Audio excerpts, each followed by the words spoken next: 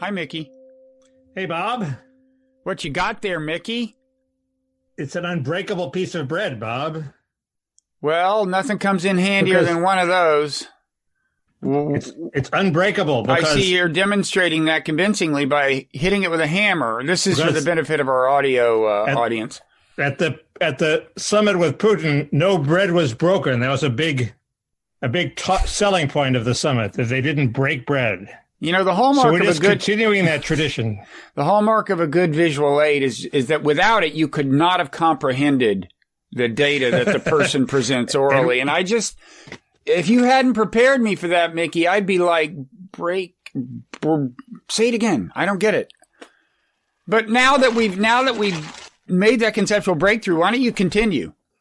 Well, I don't know. I actually don't have that much to say about the summit. There was Byron York said it was a summit about nothing. I don't see why you can't have a summit about nothing. You know, to my mind, the two big achievements were, one, Biden showed he could talk. He was saying he's all there. All this idea that somebody else is running the administration seems bogus. He did get confused with Libya and Syria, embarrassingly. So he's an old man, but we have a president. He's a person, he thinks, for better or worse. The other thing is it drove Donald Trump crazy, because this is the sort of thing that he loves, and he ain't doing it anymore. So, and then Walter Russell Mead had a take. What did Donald Trump say in response? I'm not on his channel anymore. I don't think he said that much in response, but that's one sign that he's going crazy. No, it's a sign either way. But he tweeted something about windmills killing birds. So that's the telltale sign. So I'm glad to hear you say that Biden did not seem demented, because I didn't watch the whole press conference. I should sit down and watch like his whole post-Putin press conference or something to evaluate him. But so as a result, I'm kind of hostage to the people who stick stuff in my social media feed.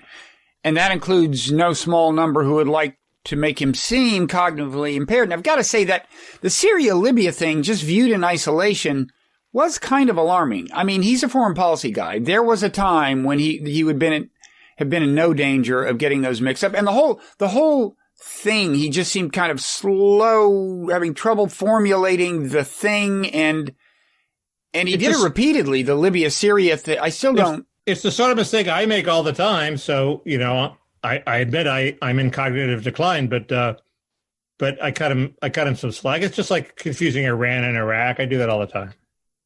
Okay, then I'm glad to hear that, if you say so. It was embarrassing. It was even humiliating, but I still may watch the whole press conference before next week and report my own assessment. I maintain my position that Biden's senility improved him as opposed to hurt him.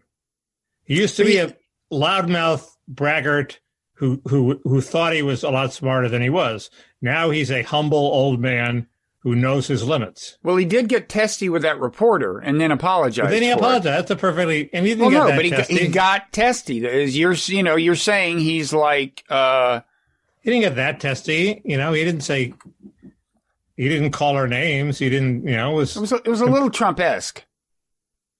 No, Trump would have said, he would have referred to her ethnicity. I expect from you, right? Something like that. So it was the same reporter, by the way. So we have a very clear comparison. Oh, was it? It was Caitlin Collins. You know where she got her start, Bob? You tell me. Tucker Carlson's Daily Caller. Like so many fine journalists, including, by the way, somebody, I think either in the Parrot Room comment section or on Twitter, suggested that you should sell that email you have from Tucker as an NFT. Seriously, you might be able to get thousands of dollars for it. This is Tucker Carlson before he went to Fox saying, if you work for the Daily Caller, you're not allowed to criticize Fox. No, he was at Fox. Okay, but he wasn't. He had a show on Fox. He didn't have a primetime show at Fox. Okay, but still, and Fox were his defense was, I work for Fox. You can't criticize them, and my offense was, you can't criticize them, but I can criticize them. You should have asked for a piece of the action. Like, can I have 3% of your salary or something if I'm playing by the same rules? Anyway, we think he thinks I was disloyal. Because I went on Brian Stelter and criticized his position. Wait, hey, that was a separate issue, though. When did you go on Brian's? No, that was the same issue. But I thought you wrote something for the Caller that was that was critical of Fox, and that occasion. And then he took it down in the dead of night, and then I quit. And then there was a minor controversy about it, and Brian Stelter is always ready to welcome people denouncing Tucker Carlson. So I guess I fell into that trap. Why is it that some people use their controversies as trampolines to spring to greatness, and you wind up on my show after a controversy? I sprang to this, Bob. Oh, okay. This is greatness. I'll accept that. So every time when I'm doing it, I sort of ignore what you say. You may notice, and then when I rewatch it, you're actually pretty funny.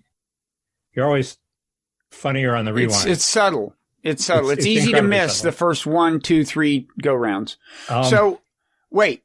As far as substance in the summit, I mean, Biden, I think the Biden people are proud that they got the Europeans to get a little critical of China, maybe not as critical as they would like, but there was some reference in the statement.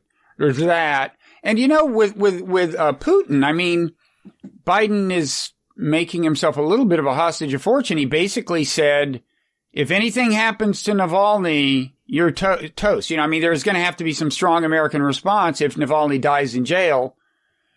And as we know here in America from the Epstein episode, people do die in jail. Putin sort of teased Navalny's impending death, didn't he? He sort of said, well, he might die in jail. I don't know. I missed that. By the way, people should check out a conversation in the Wright Show feed with Nikita Petrov, who was in Russia at the time and still is and works with us. You know Nikita well, Mickey. Yes, and it was endorsed by Father Daly. It was. It got the coveted Father Daly endorsement, Father Daly of Notre Dame. Yeah. So that was good to see. The Walter Mead's column you should read because he comes out as the sort of a bit of a hawk in a way that you will find unpleasant. He often does. He basically made the point that talk is cheap. He actually thought they got a very strong statement on China, but talk is cheap. The key is actually making the other person do what you want or stop what they're doing, and that he claims the West doesn't know how to win anymore. We haven't actually done the latter. I guess since Bosnia, what kind of victory does he want? Since we got rid of Milosevic, we haven't. Well, he just wants to chalk up a win so that what he wants to go bomb somebody. He wants China to stop.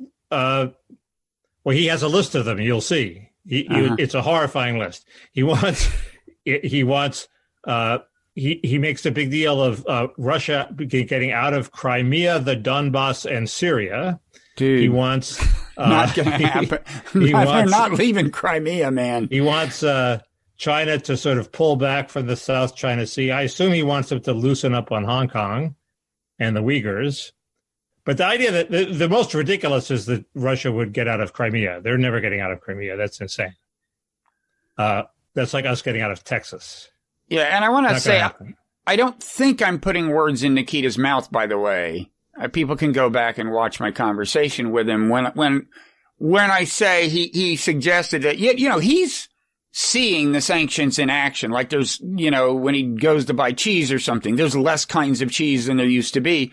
Right. And I believe he did basically say that, probably the pressure we put on via sanctions and so on reinforces the narrative Putin wants to convey to Russia, which is that the U.S. and Europe are anti-Russia, not just anti-Putin. But people really should watch the conversation. It's interesting. But he qualified it with probably?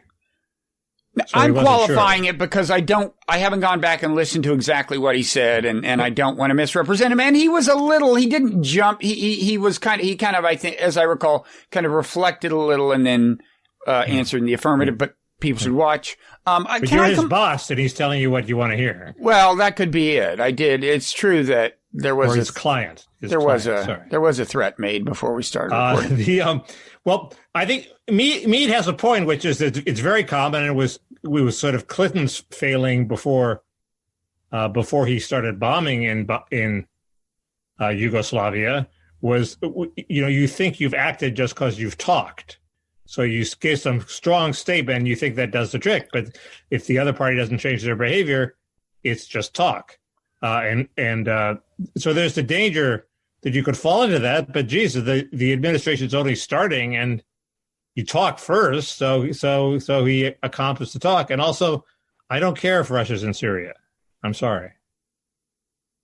I agree. At first, I thought you were now getting Syria mixed up with Crimea, but I see your point. Russia is or in Libya. Syria. Or Libya. They have kind of a proxy presence in Libya. Actually, they do. But I sort of do care about Libya more because what happens in Libya is up in the air, in a way that what happens in Syria is not up in the air. Well, Assad there's people trying to keep it up in the air. I mean, there's various parts of it occupied by various parties, including us. But I mean, Libya is a failed country and people are being killed and enslaved, and there should be some resolution. Well, at last I checked, they were closer to resolution than they had been 6 months ago, but I haven't checked in the last few weeks. Can I complain about Michael McFaul as long as we're on the subject of like Russia and China? Sure. Didn't I? Yeah. Go ahead. No, Didn't go I ahead. point out last time that he got beaten up and you questioned that? Or somebody did? Somebody did. What someone tweeted to me was that his friends were beaten up or something in Russia. Whatever. If anyway. he did, if he was beaten up, I'm sorry. But back to my trashing him. Yeah. So he was ambassador to Russia for Obama for reasons that are totally unclear to me, given how extremely hawkish he seems. Although I suppose if you're going to make Hillary Clinton Secretary of State, you might as well go whole hog. Anyway, he did this. First of all, a few weeks ago, he did this tweet. My complaint is he seems intent on turning all kinds of discourse that have no ostensible connection with China into a litmus test on whether you're sufficiently anti-China. And I wrote a piece about the first example in my newsletter, Nonzero newsletter, a couple of weeks ago, but now there's been another example. So the example I wrote about was when the Senate, thwarted efforts to create a bipartisan commission to investigate the January 6th Capitol riot. And he responded by tweeting, quote, "To all the self-proclaimed China hawks in the U.S. Senate who voted against the creation of this commission, you just handed the PRC, the People's Republic of China, a fantastic win." And I mean, it honestly took me a while to figure out. I mean, is it clear to you what he's talking about? Well, he's saying that China, like Putin, will say that you have trouble Right. on your home front. You can't even control your crazy right wingers. But do you think like Republicans are obligated to subordinate their view on whether there should be a hearing to how it's going to play in China? I mean, that does give them power. That does give China real power. No, they should subordinate it to what it's going to do for immigration at the border. So anyway, in that clearly. case, this kind of cantankerous Chinese journalist misunderstood the tweet as McFaul saying that China had orchestrated this vote behind the scenes and was manipulating Congress. And it was clear that he misunderstood it. And McFaul just goes, rather than McFaul reflect on the fact that the guy misunderstood it and explain what he was saying, he just totally trashes the guy, threatens to remove him from his Twitter feed, to block him. And I mean, what the fuck kind of diplomat is that? What is that guy doing as an ambassador to anything if he can't pause and understand what's going on in somebody else's head? Twitter does that to you. Speaking of which, that's a very good point that Twitter is the enemy of empathy. Speaking of which, the guy who also coffee is also the enemy of empathy. Coffee, it depends. When you have coffee with someone, you may. Okay. I mean, if we're talking cognitive empathy, just understanding what's going on in their heads, okay. Well, it can help. I interrupted you. You're about to make a point. Well, two things. First of all, tangent. The guy. A psychologist died last week or this week who came up recently, who his obit was in the Times a couple of days ago, who came up with the fundamental attribution error, which we can maybe talk about if we have time to talk about it in the Parrot Room or something. But it is an impediment to cognitive empathy And interestingly, there's a quote in the Times obit. It doesn't connect the two things, but the quote, it quotes Richard Nisbett, an eminent psychologist who co-authored relevant stuff with this guy whose name is Lee Ross, as saying that Ross was good at counseling Nisbett on his personal issues, like problems he was having with people and so on. And when he asked Ross why he was so good at it, he said, I just work at understanding what's going on in the other person's head. And attribution error, which at least on certain occasions, I won't elaborate, but consists of attributing people's bad behavior to their character rather than circumstances, can be a great impediment to cognitive empathy. All that's a tangent. One more piece of McFaul trashing now. Yeah. I just want to say he's keeping it up. Now he tweeted, there was a different vote on January 6th, recently, I think this week, where 21 Republicans in the House opposed a bill to award congressional gold medals for the Capitol police officers. And McFaul tweets, I hope these 21 Republicans understand how their actions are a gift to autocrats around the world. You can't claim to be, quote, tough on China and then do this. I mean, this is not McCarthyism, but it is like a movement toward that whole landscape where everything people do can be grounds for accusing them of aiding and abetting the enemy. This is nuts. Right. This is crazy. Right. How can you be tough on China if you eat that sandwich? Right. Right. But it's a good meme. You could do a Saturday Night Live routine. Like more about how everything relates to China. Yeah. No, I mean, he was ambassador to Russia. That's my last word on this. Is he trying to get attention on Twitter? Is he getting traction for these tweets? Oh, well, he used the Trump era and Russiagate to build up a huge following and endear himself to the resistance, even though if you look at his foreign policy, you would guess he's a Republican. Well, that's a good point. As a result, he is now this MSNBC go-to guy on Russia. I mean, I don't know if the people who run MSNBC just don't know enough about foreign policy to know what a progressive foreign policy would be. They supposedly, after all, progressives are their constituency, or the higher ups actually want, more or less a hawkish and in some cases maybe neoconish foreign policy to dominate. I don't think they think that deeply, Bob. Well, I don't know. It's bizarre. They think this guy's become a celebrity. He's good on TV.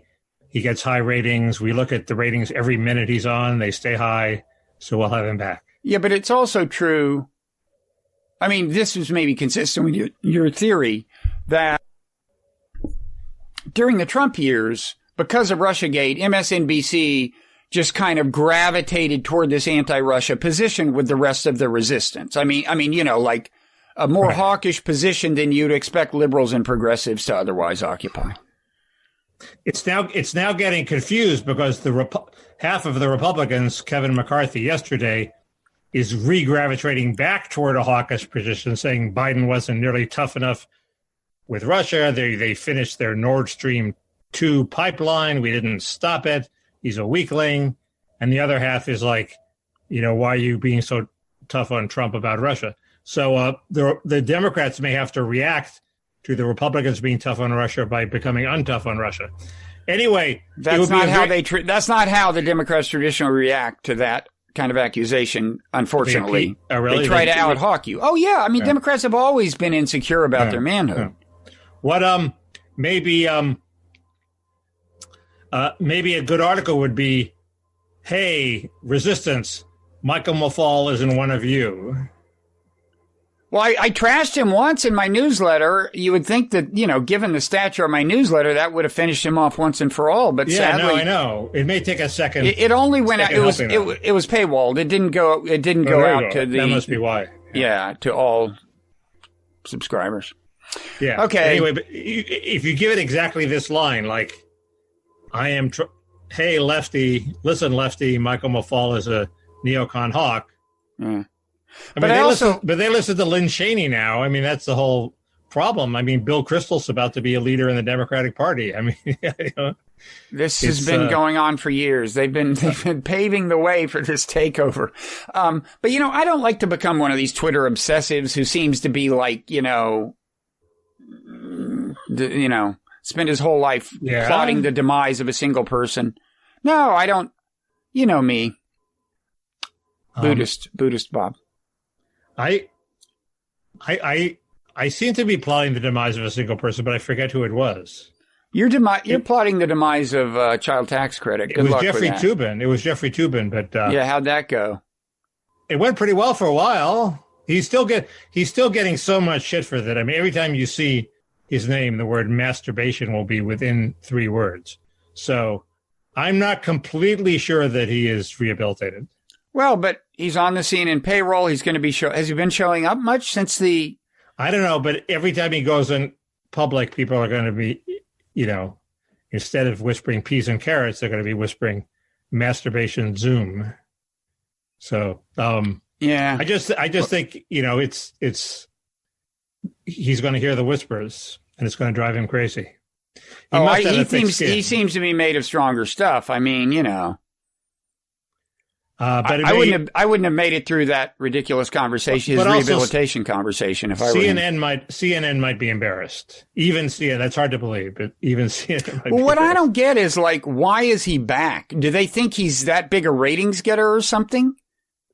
And why is he a ratings getter? They tried out people and they weren't as good. And he is a smart guy, and he often has things to say. And they have him on too often, so half the time he doesn't have things to say, and he's just making up shit on the fly. But I would, if he wasn't deficient in character, I would have him on too. Where I was wrong was I thought because of the circumstances of his demise, including the whole history part that we talked about last time, that CNN would pretty much have to replace him with a woman. Didn't that seem like good logic at the time? I don't think I bought it, but they lied. But they tried, and the women weren't that great. Hard to believe. There are a lot of great women lawyers out there who are very telegenic. You'd think. Well, I can think of a couple of our generation. I'm not keeping track of the young ones. Toobin's, Dahlia. Exactly. Toobin's virtue is he toes the party line, but he seems to be thoughtful and coming up with something intellectual, as opposed to people who just toe the party line and seem to be just towing the party line. So he has that facility that John Alter has, which is party line plus gravitas equals good on TV. I think you should work on masturbation memes. I mean, if you are still devoted to his downfall, seriously, I mean, it's like visual stuff. It can't be too graphic or it'll, they won't let it on Twitter. It can't be an actual, thing. What about my flonase? Mickey, get that off the screen. You were ready for this. It's one of my many phallic props. I have a lot of phallic props, but that looks like an alien phallic prop. It's like very that's bad like a not so little green man's. It's flonase, Bob. It helps during allergy season, which we have. It's a very bad allergy season.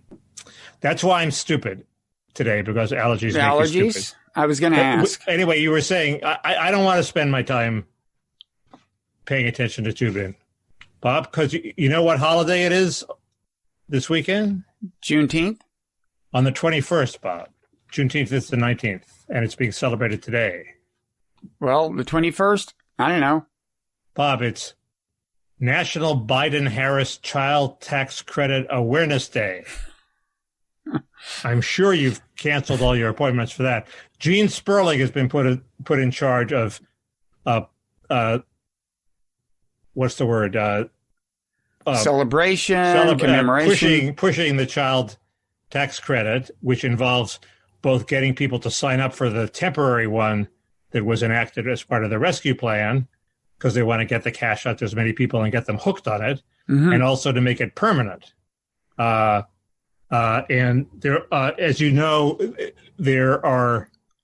I think this is the this and immigration, which of course I won't talk about, is at the center of what we're all talking about now. It's not about infrastructure. We've had infrastructure before. We'll have infrastructure again. They'll pass some infrastructure. They'll build some roads. But And Matt Iglesias agrees with this. The key to whether Biden has a legacy is, does he pass this child tax credit? Because it is a qualitative expansion of the welfare state. Our welfare state, perhaps for historical reasons, but also because of the way the public felt, has been work tested. The exceptions were welfare and food stamps, and they changed welfare to make it work tested. So now food stamps is the only exception. Mm-hmm. And this would add a big new addition of, just like the old welfare system, sending cash to parents whether they worked or not. And so Iglesias agrees with me. That's the ball game. But he thinks it's a good thing, and you think it's a bad thing. He's on the other side. Mm-hmm. Anyway, so Sperling is going to have this big event, and the question is, one question is, where are the Republicans? Why aren't Marco Rubio and Senator Mike Lee, who are allegedly the opponents of it because they have a tax credit bill that doesn't go to non-workers, why aren't they screaming it from the rooftops? This is a horrible thing if they think it's a horrible thing. I think Rubio has been compromised by the reformicons. You know, he spent the last 8 years in Washington going to little dinners with Ross Douthat and Yuval Levine and or however you pronounce his name, and Reihan, and he doesn't want to betray those people. Some of whom I don't know about Reihan. Is Reihan a player now? He runs the Manhattan Institute. Of course, he's a player. He runs it? Yeah, he runs the Manhattan Institute. Whoa! Congrats, Reihan. I had a very funny conversation with somebody who works at the Manhattan Institute. I said, "Is it Reihan or Reihan?" I think it's Reihan, actually. And he went, "Nobody knows." But it's Reihan. I heard it from his mouth. Oh, okay. From the man himself. He did a Zoom. Anyway, so I'm pretty sure about that. I have given you an answer to your question in the past, but you've rejected it. Anyway, what's your answer to why are the Republicans silent? Yeah, because this time around, there's all these like white people who benefit from the tax credit, and that's why you can't get the kind of political momentum behind your position that you would like. That would be the standard left-wing argument. I'm not sure it's true. We've always, there's always been tremendous support for the earned income tax credit because it was earned. There's always a work component to what's popular.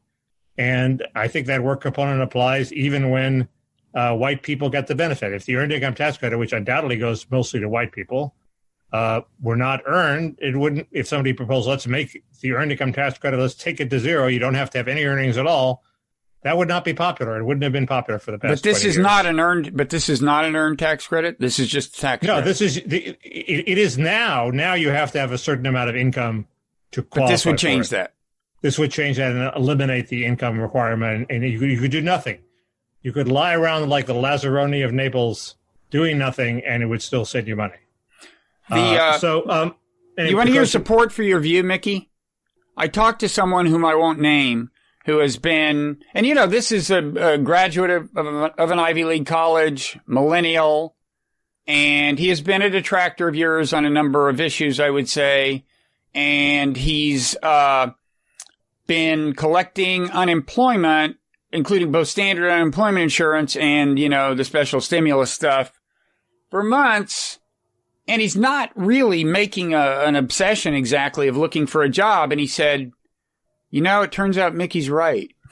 If you get money without working, you don't work. My life is testimony that I'm right. I mean, I inherited a little bit of money and I haven't. Well, really maybe you're overgeneralizing, Mickey. Maybe most Americans are not as I don't want to use the word lazy as you, but are not as lazy as you. A couple of points. If you talk to economists who really know about the guaranteed income experiments of the 70s, the so-called Sime-Dime experiment, they did have a negative work effect. It wasn't a huge negative work effect, but they had a negative work effect. If you look at the unemployment benefits now, as with your friend, there is some evidence that it is holding people back from the labor market, which is one reason why the employers are having trouble filling their low-wage jobs. Not that one should weep for them, but it does have that effect. So if we made it permanent, or if we just started doling out money willy-nilly, it would probably have a work effect. So I think there's pretty good, and also When we reformed welfare and imposed a work requirement, all of a sudden the work participation of poor single moms went through the roof. It jumped 20 points, okay? Now, they were working before, okay? They were all working on the side before, and some of them are now working on the books. So they just started reporting it. Well, no, but if you read Jason DePaul's books, there's a sea change from being on the dole and working a few gigs off the books to basically being a worker in the labor market. And even though you know, in both cases you are working, it's just a different life. The people who are in the labor market, the heroine of his books, the protagonist of his book, she's not always a heroine, was sort of in the welfare culture, dealing with various boyfriends and gigs and various semi shady deals and some non-shady deals. And, you know, she was working on the side a little bit.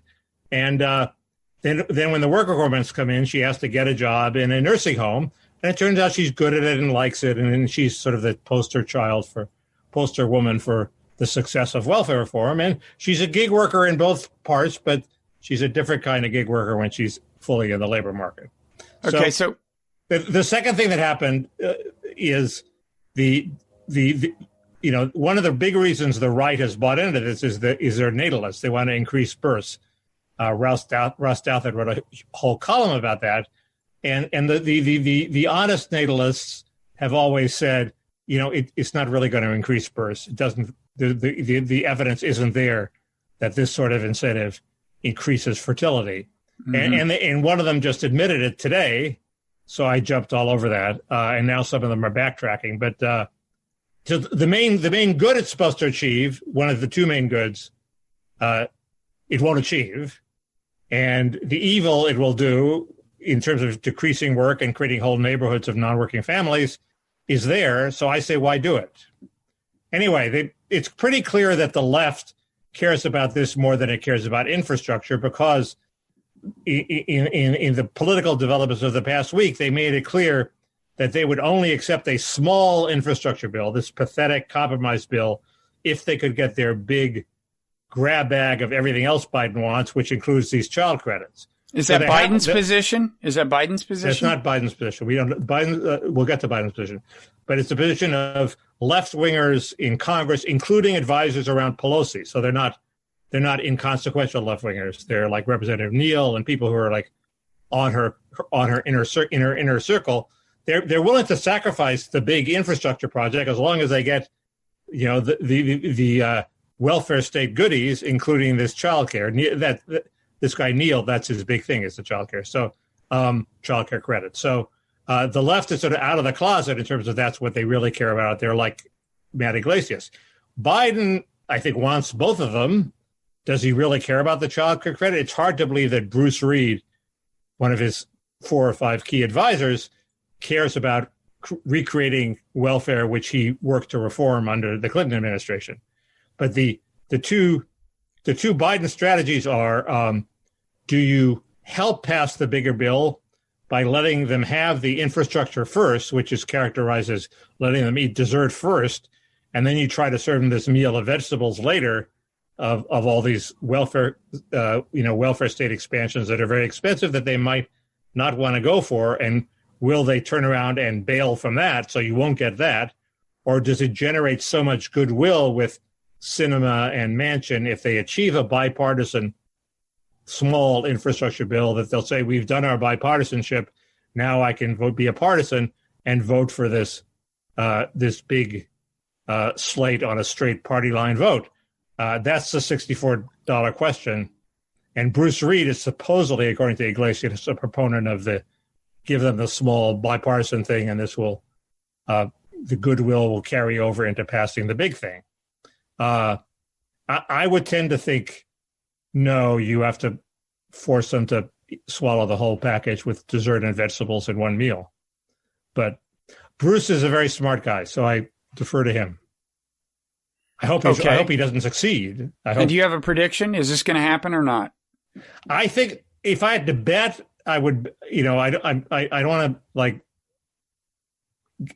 jinx myself by saying it's not going to happen. I'm very scared it'll happen. The whole Democratic Party is geared to make Are you it one happen. of these people who always predicts the opposite of what they want for superstitiously? Yeah, I do the same thing. I don't always do the same thing. But it's very hard. It's very hard to get 50 Democratic senators unanimously to agree to something that only the left wing of the party really wants. It's like they're trying to leverage it. It's like the tail wagging the dog. And even if they vote for it, there's going to be a whole negotiation beforehand where they try to throw stuff overboard, throw stuff out of the bill. But there might well be a move to cut the child tax credit in half or to restrict it to earners the way it is now. Wouldn't a lot of Manchin voters even if benefit? They vote for it, it might not be the same bill. Sorry, go ahead. Wouldn't a lot of Manchin voters benefit from the child tax credit? The answer is yes, Mickey. I'm not. Are there any parents left in West Virginia? I don't know. You have to have kids to benefit. I believe so. I think a lot of Manchin voters would benefit, but it's there's a reason why we didn't have a guaranteed income. Okay, Nixon proposed one. Okay, in 1968, it was on the table. They voted for it. It was supposed to pass in Congress. Okay. None of these debates are new. Nixon proposed.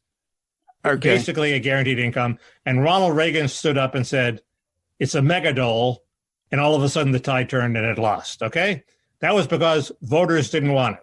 Even voters who would have benefited didn't want it because they have principles. And the principle was they didn't like welfare.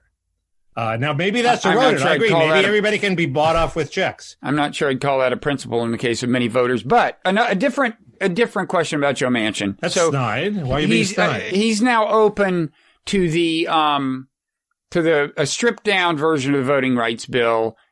People are celebrating, but am I correct in thinking that this is just all, for appearance's sake? I mean, he's not saying, I assume, that he's also willing to do filibuster reform to get his stripped down bill passed, right? My working theory is this debate isn't about voting rights. The Democrats don't care about voting rights. It's all about using voting rights to get rid of the filibuster. So one of the bad outcomes for the Democrats in that case would be the stripped down Manchin bill passes. Okay, gets 10 Republicans and passes. So they can't have that. So they trotted Stacey Abrams out right away to endorse it, which guaranteed that no Republican could endorse it after that. So it's not going to pass, but you really think that's her motivation? She wanted to sabotage it. Not only that, they trotted her out. Like Biden called her, or somebody called her and had her sabotage it by endorsing it. You really think that? It's not impossible. People do that all the time, but she's one of the smartest people I've ever heard interviewed. She's so much smarter in a one-on-one interview than she is when you hear her on TV. That she's perfectly capable of figuring all this out. And she was completely contradicted herself. She said she endorsed the bill and the bill is for voter ID. She doesn't want voter ID. The Manchin bill, doesn't have universal mail ballots. Okay. Her whole thing is universal mail ballots. Okay, but it makes so she says she's completely dissembling when she says she supports it. Why is she dissembling? But look, Mickey, look, the other bill, her dream bill, it's not going to pass. There's no way. Now, if she thinks that there's a way this might actually pass, then it makes sense. It's on balance better for her side than passing nothing. It makes voting day, election day a holiday. It mandates accepting ballots for 2 or 3 weeks in advance and so on. That's a possibility too, but it enshrines national voter ID, which is really bad from her perspective. So wait, what is your scenario? What's the conspiracy theory again? Why do they? What they want to do is to get Manchin so pissed off that his bill doesn't pass that he agrees to get rid of the filibuster, or at least to lower it to 55, which he is actually, there was a leaked phone call where he talked about that.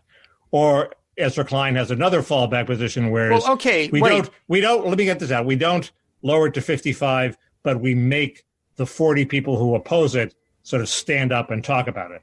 Go ahead. So you're saying that Stacey Abrams came out in favor of this so that you wouldn't get enough Republican support so that filibuster reform wouldn't be needed. And so they are hoping that Manchin will go along with filibuster reform.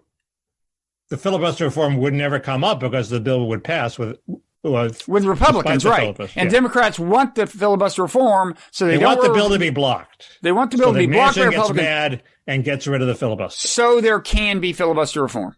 Yes.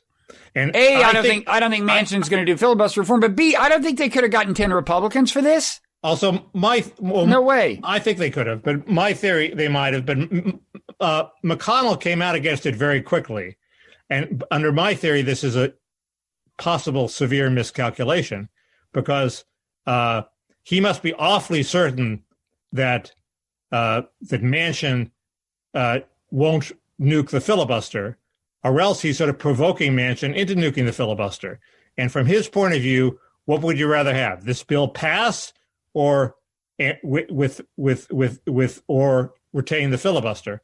He'd much rather retain the filibuster. So it might be that his calculation at some point will shift and say, no, we actually just want to pass this thing and keep the filibuster. So I think he's poking Manchin with a stick, and I think that's dangerous. By the way, if there were filibuster reform, I assume D.C. statehood would still not happen because Manchin wouldn't vote for that anyway? Possibly. What makes you think Manchin in particular wouldn't vote for that? I'm just asking. I don't know. Yeah. The answer is I don't know. And in all these issues, we don't know if Manchin and Sinema speak for 4 or 5 other people. Mm-hmm. You know, if there are people who will, if there are 4 or 5 other people who will bail if the infrastructure bill the dessert isn't included in the big bill, that seems pretty significant. And you know, if there are enough people who Manchin and Sinema are secretly speaking for, that just means the left doesn't have the votes. And you know, Bruce Reed and all the people who are actually making the decisions presumably have better information than you and I, because they have polled the senators informally, and they sort of know which votes they have and which votes they don't. So it makes analyzing their decisions difficult. But you know, for all I know, they allegedly have all 49 people signed on to this voting bill, but that's because they think it's not going to pass. Okay, once it becomes clear it's going to pass, some of them may start bailing. It's a free vote now; they can vote for it and say, "I voted for voting reform," but if the Republicans blocked it, well, if it looks like, you know, the filibuster's over and it's not going to be blocked, then they actually, if it's going to be enacted, then they're responsible for it, and they may have second thoughts. Standard Washington procedure.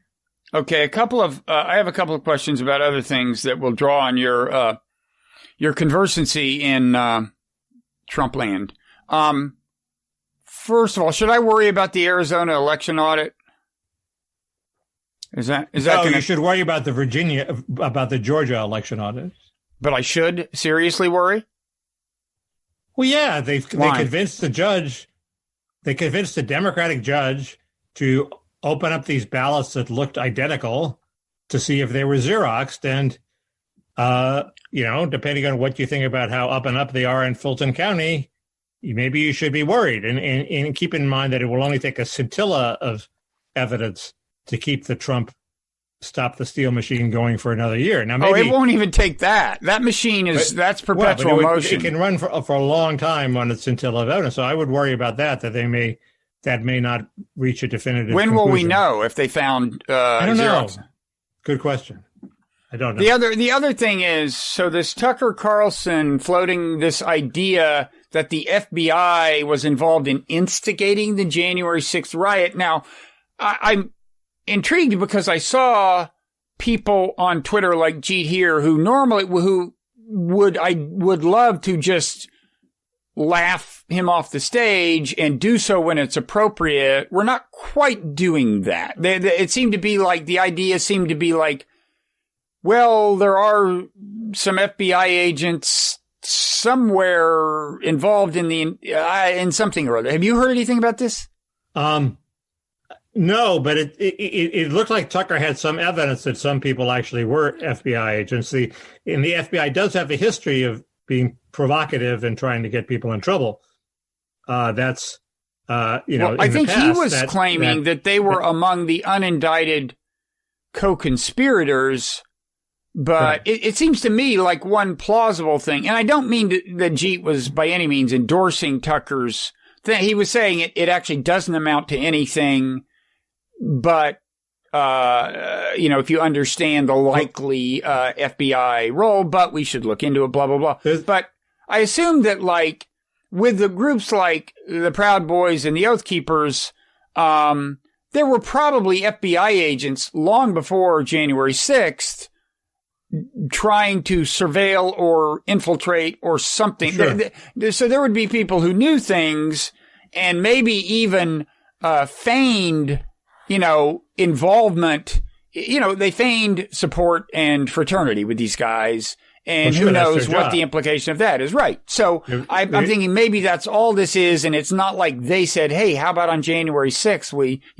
But I don't know. Well, there's a lot of case law. This issue comes up all the time on how provocative does the FBI have to be for you to get off the hook, because it was their idea. And I think if they say, hey, let's riot on January 6th, you get off the hook. But if it's clear that your intent is to riot on January 6th and they just go along for the ride and maybe give you directions to the Capitol, then you're still guilty.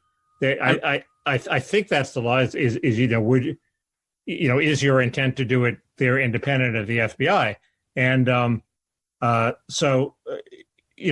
Tucker's thing might not be completely bullshit. It seemed crazy to me at the start, but then when you think about it, it's a little less crazy. When I was a lefty and there was like an SDS meeting, there were some guys that sort of came and left early, and then there were guys that came in whistling the Internationale and never left, and those were the FBI agents. Okay, if they whistle the Internationale, you got to watch out for them. By the way, there's a good documentary. I think it's on Hulu or something. It's behind some paywall called "Better This World," I think is what it's called, and it's about this thing. It was a couple of guys who wound up in prison for planning to do a Molotov cocktail at some Republican convention. But when you look at the way they were drawn along this path, like they're just these like teenagers, and there's going to be some radical speak at a bookstore. And so they go there and then they ask him questions afterwards, and he like sweeps them up into this thing. And it turns out, he's working for the feds, and he, to basically work off some prison time he would otherwise face. It's just outrageous. Yeah. And, I recommend the documentary. I think one of the worst, incidences of that is the rivalry between the Black Panthers and this group US, which was founded by Ron Karenga. I don't want to libel anybody, but I think the FBI was involved in stoking tensions there. And you know what Ron Karenga, what his baby is? No. Kwanzaa. He created Kwanzaa? He created Kwanzaa. And soon, we're celebrating Juneteenth today. How far away is Kwanzaa going to be as a national holiday? I think it's getting closer and closer. Despite the fact that every year Ann Coulter writes a column denouncing Kwanzaa on these grounds. The looming threat of Kwanzaa? On what grounds? On the grounds that they were the product of this horrible group, US. And there's always a paragraph in there, which is hilarious, about the innocent Black Panthers who were just an advocacy group, a peaceful advocacy group. And so just this paragraph of Coulter praising the Black Panthers is always a hoot. She means it. And, anybody who looks at Fred Hampton, is convinced, as she has, that he was murdered by the police. So, anyway. Yeah, there was also, by the way, the FBI was involved in, I think, generating material and attributing it to the Black Panthers by way of discrediting them. I don't know that this is an example, but I remember when I was like 12 or 13 and living in San Francisco, and there was a story in the newspaper about how the Black Panthers were handing out coloring books to children at their free breakfast program, and one of the captions said, "The only good pig is a dead pig." It was like a picture of a cop. Caption said, "The only good pig is a dead pig," or something. So that sounds alarming, like CRT. Something they do. Like CRT? Critical race? I wanted to talk a bit about CRT. Okay. Unless By the way, back when this happened, that stood for cathode ray tube. Right. It doesn't Ahead. anymore. No. Well, there's this campaign that CRT has infiltrated the education system and the high schools, and supposedly nobody knows quite. Well, there are enough examples to make one worried, and the military and corporations, and they. Well, what is a telltale sign of it having infiltrated something? What would they be teaching in the schools that would qualify as CRT? Oh, they would teach you white kids, you have your privilege, and you'll never, and you're just by virtue of your skin color, you're different than these other kids, and you have privilege, and you should feel guilty about it. I doubt they'd ever say quite that in a public school curriculum. But I've and there have been laws passed, including one that just passed in Texas, trying to that also had some aspects that I think you would agree are unfortunate, although I forget the details. Yes, and the problem is it's virtually impossible to write a law to ban something like this without impinging on free speech. And it's something like history will be taught as the triumph of goodness, or American history. It's some kind of brief description of how American history will be taught, and it's some would say an oversimplification of American history. Yeah, I mean, anyway, I read this law, and I'm trying to call it up, and I'm failing to call it up. But oh well. It has some provisions that it wasn't quite as bad as I feared, but it has some provisions that will cause trouble. Like it's like you should never be taught. You should never be taught that it's right to give somebody you discriminate on the basis of race. Well, so you have to be taught that affirmative action is wrong. That seems like not the mark of a free society. You have to. Well, you could always just say it's not discrimination based on race. Although I see you would want it to be allowable to say it's. You want people to say yes, we deserve preferences. Damn it,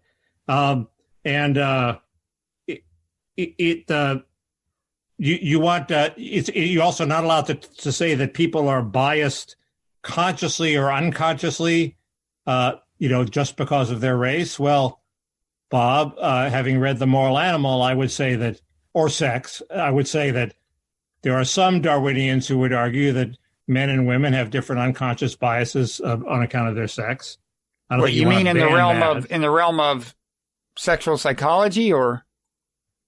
Well, it's just the law. The law. It's a pretty open-ended provision. So wait, what does the law say in this regard? Maybe I missed this. Well, if I could call it up, I would. Here it is. Okay. No teacher shall require or make part of a course the following concepts. Number 2 is an individual by virtue of his or her race or sex is inherently racist, sexist, or oppressive, whether consciously or unconsciously. So having read your book, I would say that one reading is that men, by virtue of their sex, are, in fact, in some situations, unconsciously oppressive. That would be banned under this provision. Well, I'm not sure I'd agree that my book says that, but anyway. It shouldn't be. You agree it shouldn't be banned whether your book says it or not? No. Or do you?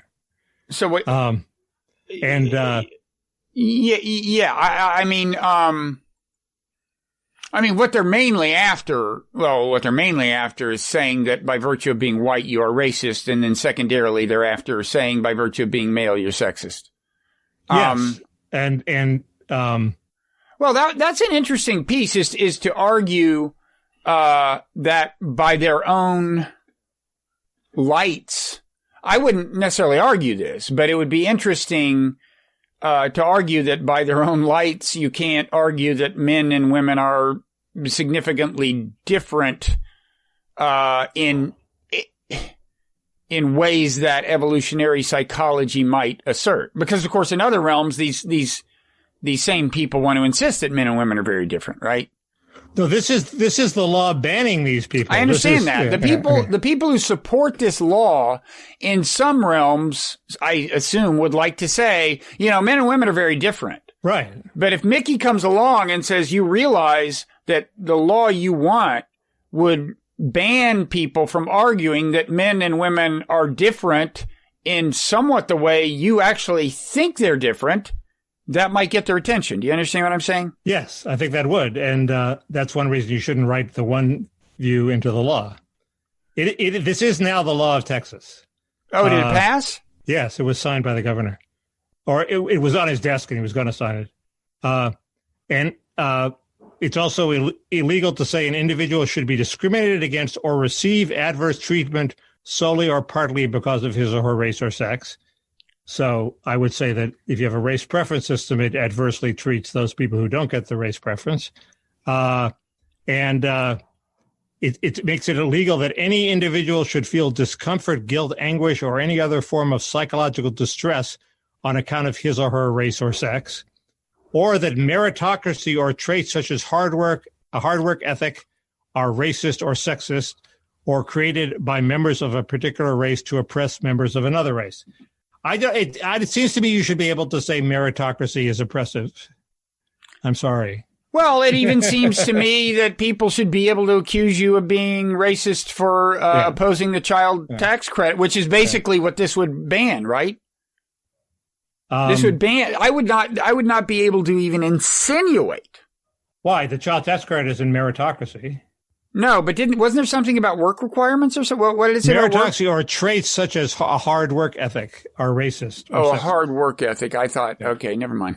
No, you could stretch it. But the other point to be made is these things are questionable and they don't get at what people like Andrew Sullivan and John McWhorter are horrified by, which is the general sense of not being tolerant and entertaining opposing viewpoints. And, Jonathan Rauch has written a book saying you have to admit your fallibility and admit you're accountable and go by the evidence. And all these are sort of the big liberal virtues. And none of them, this legislation wouldn't prevent any of those things from being thwarted. And there's no real way to enforce them except to fire the people who are doing it wrong. And so a law like this just isn't going to solve the problem. That's the problem. We agree on that. So, I think we've been at this an hour, Mickey. We should be moving toward, what else did I want to, I wanted to note, I guess we won't have time to get I'm curious, did you, see that in my newsletter I replied to your anal probe challenge? Oh my God, no. You didn't. Are you a paid subscriber? Because if not, I am. This whole thing is history. I am a paid subscriber. Our entire relationship. Okay, well, you should, if you're going to pay for something, you should read it. And I quote you I linked to your newsletter. Now, had this been in the non-paywalled version, you might have been overwhelmed by the flood of traffic. As it is, you may have gotten more of a trickle than a flood. I didn't see it. I did check your newsletter. Oh, the whole piece Monday was about Mickey and his anal probes and his view that aliens would subject us to anal probes. Can you summarize it for us? Yeah, I mean, I have the balloon in the background because I knew we were going to talk about this. Plus you have that new green thing that would have scared me even more than the carrot peeler you used as an anal probe prop. Oh, God. No, not. You took the green thing off. It's even scarier. So they conceal. Never mind. The argument. Well, just quickly. Maybe this is someday Parrot Room material or something, or maybe we'll talk about it next week. But it was just quickly like you had said, why couldn't I had said, I think if an alien civilization had gotten past our technological era, that is, you have the capacity to blow up the planet or the capacity to bind it into a global community that solves all the threatening problems that the technology creates, nuclear war, blah, blah, blah, climate change, whatever the problems are in your planet. I would think that any planetary civilization that gets past that phase successfully has to be morally enlightened enough to you've passed to not eat us or subject us to anal probes unless absolutely necessary for scientific purposes. And I would direct them to Beverly Hills if it's absolutely necessary personally. But I launched a counter argument to the effect that at least if we for now, I mean, this isn't yet a general theory about all alien life forms, but if you look at what's happening now on planet Earth, your reply that, well, no, they can remain tribal and just consider themselves the good tribe and everybody else the bad tribe. Right. I won't even elaborate on this further, but I point to our current state as evidence that that's not enough. If you don't overcome the tribal psychology itself, it will continue to drag your civilization down. I mean, currently, you basically said, why can't they just look around and say, oh, we have all these non-zero-sum problems. We have climate change. We have the threat of nuclear war, bioweapons. Let's all get together and solve our problems and then go rape and pillage on other planets. And I'm saying if they don't overcome, our current state is evidence that if you don't kill the psychology of tribalism itself, it keeps dragging you down. Because we now have these problems. Rational people would look around and actually start doing things about many problems that can only be solved through the, institutionalized cooperation among nations. We're not doing it because there are internal national divisions and international divisions that are products of the psychology of tribalism. To the casual observer, it looks like we're making great leaps into space precisely because of our tribal rivalries. The Chinese have started their space station because they're rivals with us. We're about to gear up a whole other new space program because we're rivals with the Chinese. And we're going to make tremendous progress because of the very problems you claim are dragging us down. But that's not the question. The question is, do we solve the problem of an arms race in space getting to a dangerous point and becoming destabilizing? Well, that's the problem you need to solve. We have time to do that, but maybe you need both. You can keep saying we have time all day, but we're not solving the problems. I mean, look, the Wuhan thing is a perfect example. From the beginning, what this epidemic illustrated is that regardless of what you think about how this virus originated, it should at least, fix your mind on what happens if people do start intentionally engineering viruses that can wipe out tons of people or wipe out one ethnic group or whatever. Are we paying attention to that in a serious way? No. It's obvious that that's a much bigger problem than various things we're squabbling about. How would you stop it except by monitoring every biologist in the world? I've written about this, but we've been going more than that. It's an extremely challenging problem. I will admit it's not obvious how you solve it. That's why we need to get serious. One new development on that front is that they've discovered there were cases of COVID in the United States earlier than we thought, and basically Christmas 2019. And I don't see the Chinese. 2019, really? Yeah. Christmas 2019. Okay. So a month. No, I thought they went back to November. I thought they went back to November. I know the latest one was they tested some blood samples they had lying around, and the earliest I thought was Christmas Eve, but I may be wrong.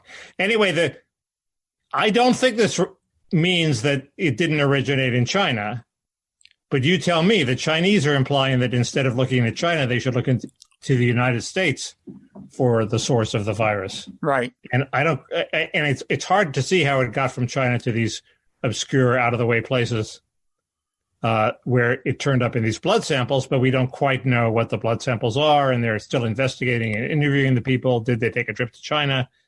But was it your impression that this throws the whole it started in China theory in the trash can? I'm not sufficiently conversant in this. I haven't immersed myself. It seems like immersing myself in UFOs is more fun, I guess. And it seems like you have to choose because both of them are bottomless pits. I bet there was that article in the New Republic, and I told you that guy Elizondo gave me the creeps, and you said, well, he just looks weird. And there's an article in the New Republic saying he's part of this UFO cult that has managed, basically networking around some people who have Harry Reid's ear, and so he is a cultist, slight cultist. Maybe. So he's the guy who, for a time, funded the UFOs, or the government's modestly funded, program for studying UFOs, and yes, and you doubt him, you got that under control? I still think you should answer these. I don't know how to answer them. I touch something wrong and something happens. So, New Republic. They also said he's the guy in 60 Minutes. He was a big star in the 60 Minutes. Yeah, I didn't read the piece carefully, but I know they also said that the impetus for this whole renewed government interest, which came from Harry Reid, was itself tainted because a guy who I guess was on Harry Reid's staff or somehow convinced him to do this or something was himself into the paranormal as well as UFOs or something. Well, Harry Reid is a true believer. I mean, there's no question that he's sincerely no, but that's one this. thing. But he was talking about it going beyond belief in UFOs and extraterrestrials even, but into the realm of believing in paranormal. That was how he was saying this was tainted. Yeah, this guy also did experiments in the paranormal, but at a time when the Defense Department wanted to see if they could use paranormal powers to screw with the Russians, and the Russians were trying to see if they could use it to screw with us. So, well, I say wait until the government report comes out, which sadly will include a classified section, and we're not going to. I think that's a big mistake on their part. It's not going to resolve the issue. No, especially if there's a classified section and people can keep alleging that there are. Yeah. That's where all the truth comes out. But so we should. I was going to get into. Did you read Tom Edsel's piece on norm entrepreneurs? Norm entrepreneurs? Yeah. No. I'll just read you a section and see if it makes. Where did this appear in the New York Times? Yeah, it was one of these things he does, which are very valuable. Where he emails 100 boring academics and gets 25 boring responses? Well, they're not, but sometimes they're interesting, The point is that Trumpism is a global thing, and one reason is because of these so-called, a category of people that some people are calling norm entrepreneurs, some scholar, Trump, Steve Bannon, Jeremy Corbyn, interesting, Marine Le Pen, Nigel Farage. And what they do is, various people have a sense of loss. The world is changing fast. They may have lost their jobs. They may have lost them for various reasons. It may be automation. There are various reasons that people are feeling loss in various senses. And what he says norm entrepreneurs do is politicize loss by representing other groups as benefiting from it. For example, immigrants, benefiting from it. So, for example, or Wall Street, which I assume, that's another. But I didn't like that piece because it sort of implied that it's crazy to think you have a loss, crazy to think you could come up with any policy that would to stop the loss. So you lose your job because of trade with China, and you sign up with one of these demagogues who wants to stop your loss by controlling trade with China. Well, why isn't that a completely rational and acceptable reaction? It's sort of assumed that the only possible response for these poor losers who are losing their jobs is irrational racism and xenophobia. Well, it was just the bias of all the academics too, was these people are losers. There's nothing they could do about it. It's the inevitable arc of history. Well, bullshit. I just took it to mean at a minimum that these people are painting a simplistic picture. They're so determined to blame various groups of humans that they're painting a simplistic picture. For example, Steve Bannon, it's all about immigrants and China, and I don't think he very often mentions automation, which is a big part of the story, right? And you would think that the best policies are going to be founded on a proportional understanding of what the causes of the problem are. I'm not going to defend Biden. The worst example is the left rising income inequality, and Bernie Sanders blames it on fat cats on Wall Street, when there are obviously at least three important drivers. One is trade, one is immigration, and the third is automation. And it's not clear that Bernie Sanders has any solution to any of them. The left is just as guilty of that. Yet somehow these academics that Edsel surveyed didn't accuse Bernie Sanders of being a norm entrepreneur. Don't get me started on billionaires, Mickey. Are you against them or for them? I'm for taxing them more heavily. I'm for example, whatever. I'm for taxing them more heavily. There's a very good article about the carried interest loophole that I wanted to talk about. I think it was linked in the New York Times, but it turns out to be very complicated, and I don't quite understand it. But has that ever stopped us in the past, Mickey? No, the carried is basically the Wall Street firms that they make their living by investing, and they get the returns in capital gains. The rule is they get 2% management fee and 20% of the gains, and the gains are taxed as capital gains. But the telltale sign that it's a fraud is if there's a loss, they don't have to take the loss, so they're not really at risking their capital the way an ordinary investor would be. So fuck them. They should close the carried interest loophole. But if you read this article, which I will send to be posted in the links section, it's much, much, much more complicated than that. But it's a very good article. Okay. Well, we should move into the Parrot Room. People may ask, what is the Parrot Room, Mickey? You think people may ask that? There are parrots there. Or there are parrots there. People can, for example, a parrot that looks like the one you're holding and sounds like the one you're holding. And, yes, I do. Good example right there. People can get there via patreon.com/Parrot Room, and thereby not only have access to like mind-blowing bonus content, but also support quality journalism, which is what we do. Now, this week, we actually have, what would you call this person? A mystery guest? A mystery guest who's not a parrot. This is a human being. Distinguished writer. We have never had a guest before in the Parrot Room. And this, we will see. This is a wild experiment. It's happening in real time. We're working without a net. Anything could happen. You throw a third person in the Parrot Room, could go off the rails. Could spiral into decay or ecstasy. Depends. Or ecstasy. Who knows? Or ecstasy, yes. It could be a degenerate scene, not unlike Hunter Biden's autobiography, which we will discuss in the Parrot Room. Are you going to talk more Hunter Biden? I think I want to talk about the book. Yeah. But now, are there other things we should talk about in the Parrot Room? I mean, normally, because we're going to have a guest who will occupy about half of the Parrot Room, I did not prepare our list of things that we will talk about. I got a couple of things. Should have saved the carried interest thing. That would get him in. That would get him in droves, Mickey, if we told him. Yeah, we shouldn't have shot that one. Well, there's always more Toobin. There's Toobin. There's the possible. Don't comment on this. There's the possible rivalry between Jill Biden and Kamala Harris.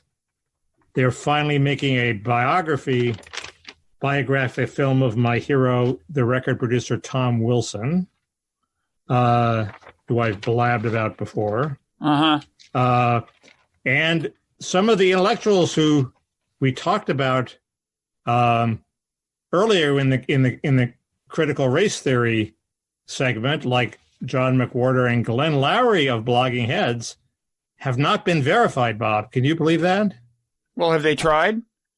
McWhorter has tried, yeah. He failed? He's written about it. Wait, he tried in this last round? I think so, yeah. Because let's talk. Well, we'll talk about Twitter verification, because in a just world, you and I would have been verified without even trying. I haven't tried, but I worry that now it's too late. I passed my time. There was a time when I would have been cool enough, but anyway, we'll talk about Twitter verification, because I do have a thing or two to say about that. Yeah. Okay. We can actually talk about McWhorter and Loury. There's news. Maybe I shouldn't say this. There's news about the Glenn Loury show that I'm not sure is public yet, but I think it's Parrot Roomable. Also he went on Tucker. Did you see? I haven't seen that, but Glenn went on Tucker. So Tom Wilson, Jill Kamala, if we have time, I'll get into the split between Blinken and Tony Blinken and Biden that was revealed in the reporting surrounding the summit. But mainly, what's that? Definitely get into that. Okay, it's on a particular issue, but it could be indicative of things. But the big thing is working without a net with a mystery guest. That's just going to be, who knows whether any of us will be around after this happens. Maybe you'll tune in at the end of the show and the mystery guest will be the only person left standing. Could be. It's a pretty wily mystery guest. It wouldn't smoking heaps of embers. Yeah. Okay. All right. See you in the Parrot Room. Couldn't have said it better.